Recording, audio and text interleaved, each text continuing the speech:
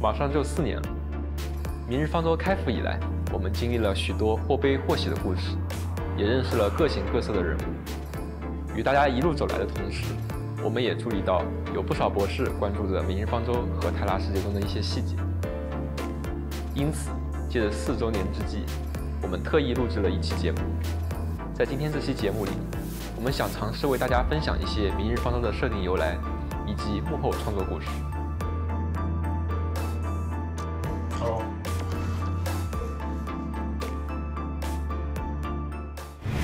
各位博士晚上好，我是明日方舟的游戏制作人海毛肉和物。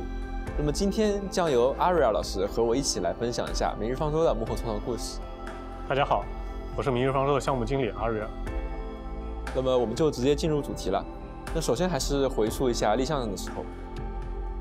正式的立项应该是在2017年。这么想想，真是过去挺长时间了。对，而且当初也不太能想象到如今的样子。在立项之初呢，我们希望延续我们喜爱的一些现代主义的设计，把明日方舟设计成一个现代版本的幻想世界。是的，想象一下，这个我们习以为常、处于现实科技水平的世界中，突然出现了很多跟你长得不太一样的人，而且这些人平时还会将法术运用到日常生活中，这会是怎样一种画面？对，我们也都想尝试一下，看看让一个奇幻世界发展出接近现代的科技水平，它会变成什么样一种感觉呢？其实当时在做早期设定的时候，敌人的形象也是非常重要的，所以经过我们内部多次的调整和想法的整理，诞生了整合运动这样一个组织。我们围绕现代和现实主义的基调做了一系列敌人的设计，包括说大家可能会看到一些熟悉的老朋友，以及一些早期的兵种，都是围绕一定的角色性去做设计的。对，在最初的设定里明日方舟的自然环境，我记得也不像现在这样温和。在最开始的一些方案里自然环境更加糟糕，天灾更加无情。比如当时我记得移动城市可能是需要更频繁的移动，几乎不会停下。那对于这个世界的大地这个概念来说，几乎没有一寸土地是完好的。但是如果真的这么做的话，故事的整体氛围会更加的压抑吧。对，之前也就提过，就是为了给游戏故事更多的多样性，提供一些轻松的都市剧情，所以我们最后还是放弃了这样去做的一个方案。是的，如果移动城市它完全不会停止移动的话，那像今年的春节故事《登临驿》中，从龙门去玉门观光的机会就完全没有了。对，那尤里卡也就当不成导游了。虽然我们希望加入大量现实的美感，但从始至终我们都还是希望把故事的方向引向突破重重阻力和困难，寻求理想和希望。寻找希望也是不可或缺的。不过天灾本身是确定要保留的，那毕竟天灾算是我们在世界观中最早确定的一个概念。那移动城市呢，也是针对天灾所做的设计。原始工业、矿石病等概念呢，也是围绕这一体系所提出的。完全可以戏称天灾是万恶之源了。不过这些建立在同一底层上的系统结构，才会让背景更加有逻辑。环境元素设计好之后呢，我们就开始设计主角团队。不过最初的预想跟现在相比，似乎是有点差距的。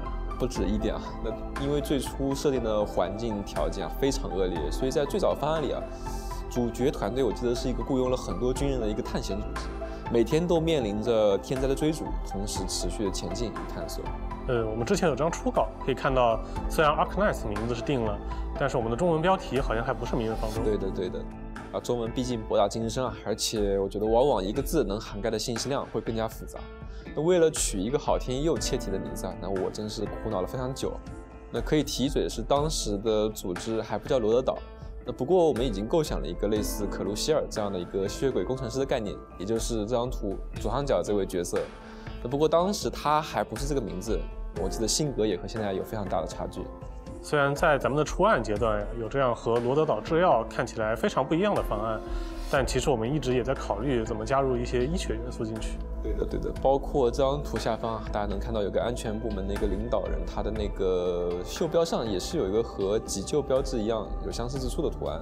那其实我最早参与一些绘画企划的时候，我就萌生过一些想法。当时呢，我记得多数作品都是在描写战争或冲突的故事时，都聚焦于军人或者冒险者一类的存在，大家都被塑造成了有卓越战斗能力的角色。那我们一直都希望去创作一些和别人不同的内容，我也是如此。那我觉得这样会更有意思，于是我就想要去创作以医疗为中心的组织，还有以医疗为能力的角色。那这个也就是被大家所知道的凯尔西的相关的设定。当时我觉得就是医生、医学这样的主题是很容易被人们忽略的。那在我的亲属中，刚刚好也有从事医学的年轻人，也有参与革命的老前辈和医者。一方面，我觉得它是一个独特的视角；那另一方面，我也希望能借此传达出一些医学精神。所以后来我们就肯定了医学的重要性，罗德岛制药的轮廓也这样一点点清晰了起来。总之，立项时的种种想法发展到现在，也经历了各种推敲和演变。随着基础概念的确定，以天灾、原始工业为核心的世界观框架也就逐渐形成了。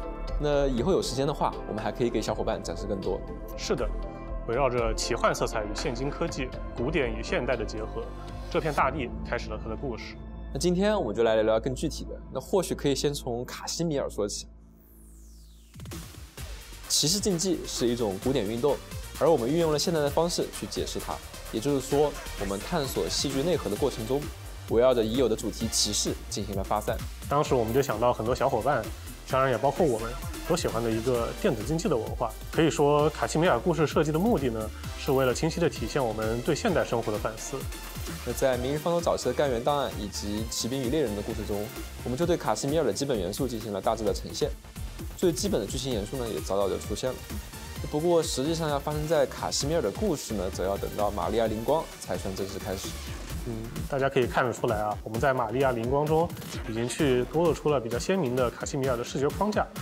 整个卡西米尔的美术设计呢，经过了诸多考虑，我们以具有鲜明对抗感的红色和蓝色作为印象色，围绕着体育竞技和大型电子竞技这种关键词来进行美术上的塑造。城市的核心是资本性和商业性，设计中使用了大量霓虹灯广告牌来营造热闹的商业都市感。赛场的设计呢，则结合了现实体育比赛和古代骑士竞技场的双方的特征。我们在主要的大竞技场中设计了人造地形，去模拟不同的战场，以增加战斗的多样性和观赏性。然后原本家族旗帜的位置呢，变成了战队标志和赞助商的广告，这象征着古典骑士家族精神的衰落和现代娱乐的泛化。赛场场地内还设置了很多转播屏幕，保证了赛场的实用性和真实性。那故事方面呢，玛利亚灵光主要探讨了一个主题，就是较为浅显的资本主义与封建贵族在时代变化中的冲突。那往深处说呢，是一个景观社会与个人意志的冲突。那我们还在其中进行了大量的细节补充。大家记得卡西米尔有很多大公司，那么大公司这样的一个设计啊，就是卡西米尔最前期所做的设计。我们着重希望从表达层面出发进行思考，什么样的大公司，什么样的大企业才能够代表这样一个现代社会？那于是梅什科工业与玫瑰报业联合公司两个企业设计就从一众背景板中脱颖而出。为了在泰拉寻找互联网时代的替代性，我们又侧重去描写了媒体。那么在电影《公民凯恩》中啊，报业之神凯恩在临死前提及了 Rosebud 这个词。那随着剧情逐渐揭晓，观众了解到玫瑰花蕾只与一个廉价的雪橇有关。也许玫瑰花蕾象征着缺失的童年，象征着家庭与爱，但是卡西米尔的凯恩啊，便没有丧失任何人性的部分。他的野心和事业最终填补了生而为人的空缺，他的媒体喉舌即是他的玫瑰花蕾。那最终啊，象征着卡西米尔的，象征着我们真实生活的最具欺骗性、现代性的批判对象诞生了。在完成这一切之后啊，我们又将视角转回灵光姐妹，并伴随药骑士的回归，展开了第二阶段的故事创作。我们将其与特殊处理过的骑士精神相绑定，并寄托在了灵光对骑士的定义上。所谓骑士，即是照亮整片大地的崇高者。这一句话乍一看只是个人英雄式的理念，但通过长夜灵光中几乎所有的出场角色的内核指向，我们最终引出了明日方舟创作者们对于卡西米尔这一无解难题的核心想法：呼唤自我的重新觉醒，呼唤美善道德的回归。为此，我们需要那些影子，也就是那些在玛加烈这一烈阳之下行走于这片大地之上的人们的影子。我们从对生活和命运周动的疑惑出发，塑造了薇薇安娜竹骑士，也考虑到出于传统而寻找自我意义的沙门苦行者这一形象，从而塑造了主演骑士。另外，和灵光对战的对手也未必就一定是污浊社会的代言人，血骑士同样也是道德的象征与英雄史诗感的集大成者。两人的矛盾和截止在说明希望存在的可能性。恰尔内对卡西米尔的景观社会做了精准的比喻。卡西米尔是个橱窗，而骑士皆为商品。但卡西米尔的故事设计从未以取悦观感为主要目的，这是因为我们想做的恰好是一个反面去反思任何娱乐至死的现象，去解救任何被关在橱窗里的人。我们相信未来的故事还有很多，卡西米尔也将会从一个栩栩如生的国家一样自我演变。那相较于围绕戏剧内核进行发生的卡西米尔，莱茵生命的故事应当说充满了高科技科幻和现代幻想的味道。尽管哥伦比亚的主题词同样是科技，作为一家哥伦比亚的科技公司，莱茵生命的设计却在一定程度上独立于哥伦比亚的表达。如果说属于哥伦比亚的故事讲述的是一个大拓荒时期人们积极向上的面貌与日新月异的社会，那么莱茵生命则是纯粹的浪漫主义畅想。所以这样理解起来就更顺理成章。孤岛风云本质上是一个哥伦比亚故事，尽管它完成了对莱茵生命的故事设定的铺陈，而绿野幻梦则是莱茵生命故事的开始。很快还将会有一个真正象征着莱茵生命主题内核的故事与大家见面。从美术风格上来说，白色、绿色、橙色、曲线和金属，这些都属于最原始的视觉符号。而视觉符号的选取和创作是从科技、生态与人文三者的关系出发的。尽管莱茵生命是一个立于技术前沿的组织，但技术并不能代表一条坦途。相反的，身处泰拉大地，这三者会孕育怎样的矛盾和冲突，这是个绕不开的命题。因此，我们试图在前期的美术层面就将这种基调传递给各位玩家。随着故事的展开，这些视觉符号也得以拓展到标识、装置、空间的方方面面。在整个落地过程中，我们有受到很多前人的启发，其中迪特拉姆斯的影响尤为突出。例如略带氧化的聚酯白色、机械交互中的高亮橙色，这些对颜色和材质的使用，不仅出于一直以来的喜好，也因为视觉体验上不谋而合。除了底层美学之外一些与具体情节联系密切的美术创作过程也值得一提。那绿野幻梦中，作为剧情中核心要素的地质，是最初被美术关注的这一点。也许大家还记得，在多罗西主导的实验中，拓荒者被注入地质后失去表意识，进入集体的幻梦。这里或许可以提到一本科幻小说《索拉里斯星》，它讲述了一颗几乎全是海洋的行星，其上的海水仿佛拥有意识与思想，操纵着宇航员的记忆与感知。这与受试的拓荒者们汇聚成的集体意识，并被用于操纵各种武器装置的感觉非常相似。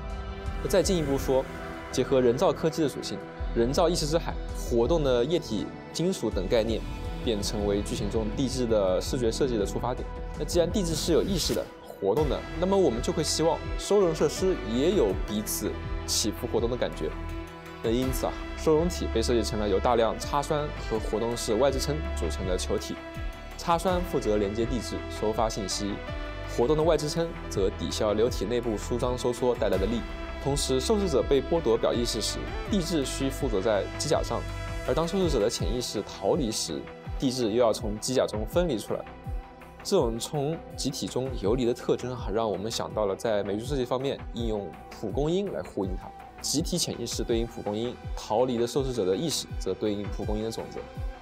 其实一开始我们在最后暴走的地质 BOSS 那里也想过巨型蒲公英的设计，但是因为一些机制和实现上的问题，所以没有采用。最终采纳的 BOSS 设计更加奔放和无序，试图通过被分解的几何构成来对应意识暴走后的一种排异感。这里也是我们对艺术家康定斯基的作品的一种致敬。那相信莱茵生命的基调已经通过美术包装传达了不少给大家。早在塞雷亚、赫默、伊弗利特、白面鸮、梅尔等人的档案中，我们就对莱茵生命的故事有了一个大致的陈述。而随着故事推进，更多的细节也展示在大家的面前。当然，莱茵生命的故事并不会时刻伴随着那些说理与规劝，如同黄金时代科幻歌颂勇气与探索精神一样。在悲剧与矛盾的背后，我们将透过莱茵生命为大家展示这片大地上最为壮丽的一片景色。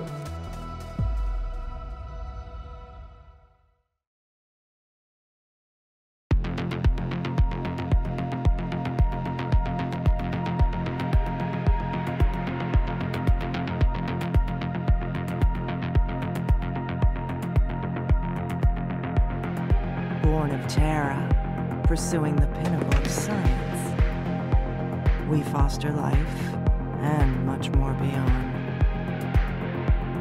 We observe, we explore, we analyze, we nurture, we devise. It is we who are at the frontier of modern power solutions. who uncover the infinite potential of Originium, who invigorate first Trimounts, then every city cruising our expanse. Technologies connect the land. Forerunners pave new paths. Where they lead is a prospect magnificent. Our gaze is fixed. Freedom is granted.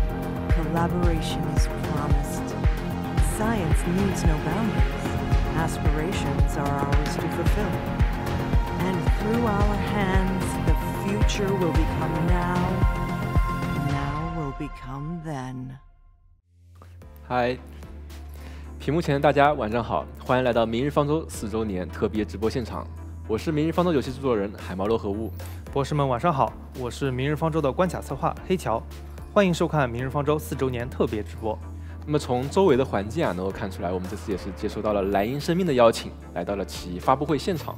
各位应该也能从刚才的企业宣传片里感受到这个组织的成就与抱负。对，那无论是原石研究还是能源处理方面，都能够发现莱茵生命的实力不容小觑。是的，而且于莱茵之手，未来即刻呈现这句台词，可是展露出了不小的野心。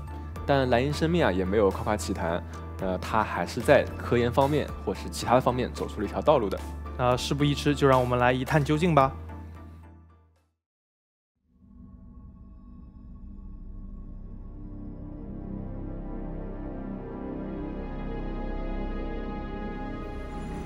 We were born to pursue knowledge, for we were all born with naught. Before we were given a language, our hands reach out without being taught.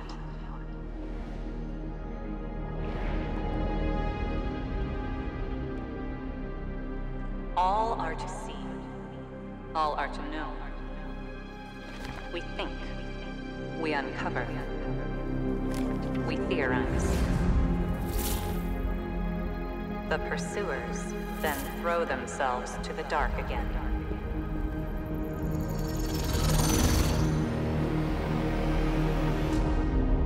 Bequests of the old, dotting our land. Enlightened futures, they do not grant. Real enlightenment hides within these black forms of the crystallines.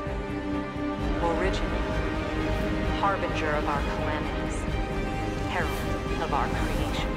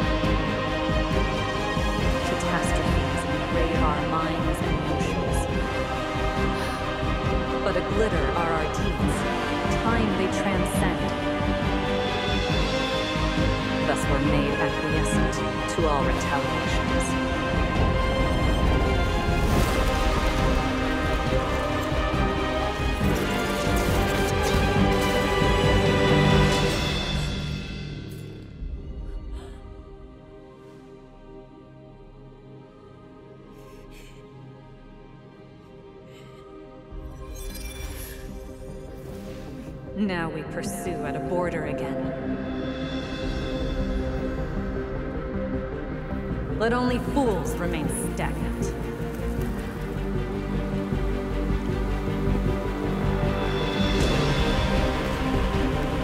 Idly descend as history drags them. Lifeless, eroded, like pebbles become sand.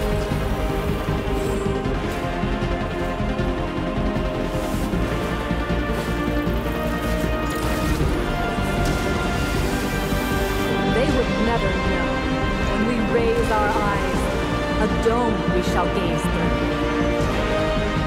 Visions, not of the land, but of a world above. Forerunners were gone in flares. Aftercomers will seek their vestiges. There is only one mark.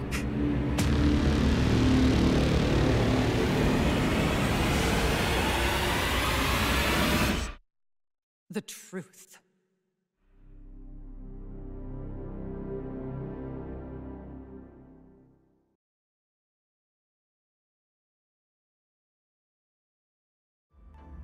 欢迎回来。不知博士们感觉如何？那么，生态科主任缪尔塞斯啊，曾经在《绿野幻梦》中露面的霍尔海雅，还有陪伴大家许久的赫默，这些熟人的面貌好像都不太一样了。缪尔塞斯彷徨又欣喜的样子并不多见，乃至有些难以将这样的他和《孤岛风云》《绿野幻梦》中的形象联系起来。霍尔海雅近似疯狂的喜悦，赫默截然不同的装扮和神色也令人好奇，他们到底遭遇了什么？虽然从 CG 来看呢，他们似乎是在各自的道路上互不干涉，但那如出一辙的追寻姿态，又很难令人相信他们的前方不存在同样的目标。对，他们确实在剧情中有许多交叉，而且啊 ，CG 最后还有一个模糊的身影，那是谁呢？想必博士们已经有所猜想了。短片以面向天空的镜头结束，这是否寓意了什么？说起这个就不得不提起我们在前面节目中说到的，蓝鹰生命的故事内核是纯粹的浪漫主义畅想。而这与 CG 旁白的最后的台词“一切只为见证真相”不谋而合，对天空的畅想源远流长。大家或许还记得探索泰拉系列中向天空拉近的镜头。这次故事会与泰拉的天幕产生怎么样的交集呢？那还是先上 PV 一睹为快吧。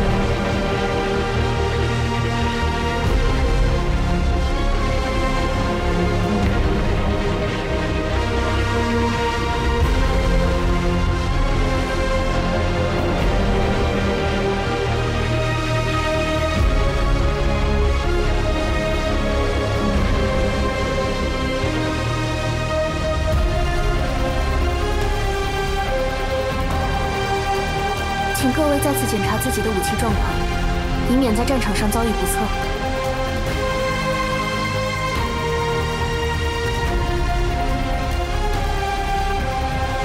我们应当探究战斗的意义，而不是放任它发生。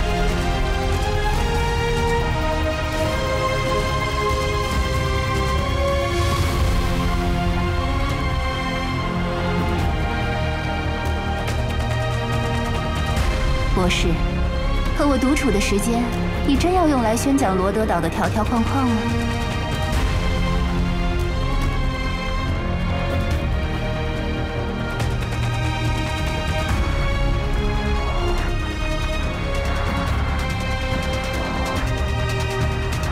蓝银生命生态科主任缪尔塞斯。不过我们之间应该不需要这么正式的问候吧，博士。